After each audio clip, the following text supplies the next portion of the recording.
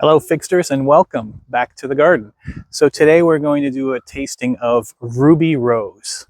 Ruby Rose is a California seedling. So this one, not too common.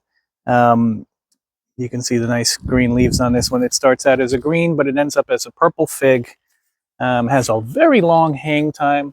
Here's a couple that are ripening over here. I've got one that I picked a little bit earlier, a few minutes ago. So kind of like a small Etna-sized fig, very, very closed ostiole on this one.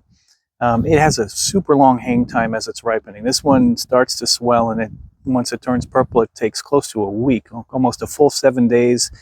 It's even hard to tell because it's a pretty firm fig, and I usually wait till basically they fall off the tree and I collect them off the ground, or you can touch it, and if it basically breaks off very easily, then it's ripened. But it does take a long time, so something to be concerned about. Maybe if you're going to run into weather, you may not be able to ripen them completely, although I have never had a problem with these splitting so far. So here it is, Ruby Rose. I've picked 4 others, which we have over at the tasting table for you. So let's go ahead and have a taste.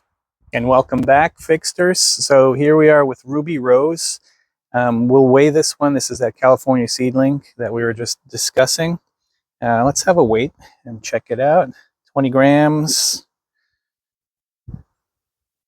28 grams, 20 grams. So 20 plus grams is kind of where you're at with this one. Let's cut one open and have a look at it.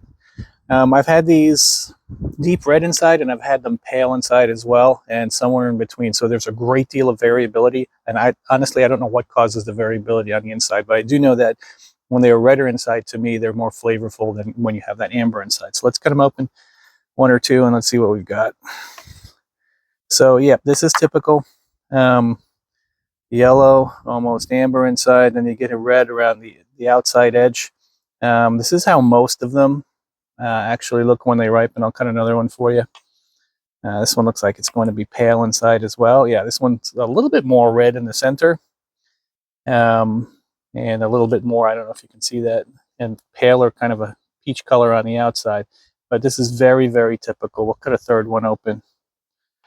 Once in a while they get one that's fully red inside, and those are by far the most attractive. And yep, here we go again. You've got the red kind of along the side of the skin and the amber inside. So we'll have a taste.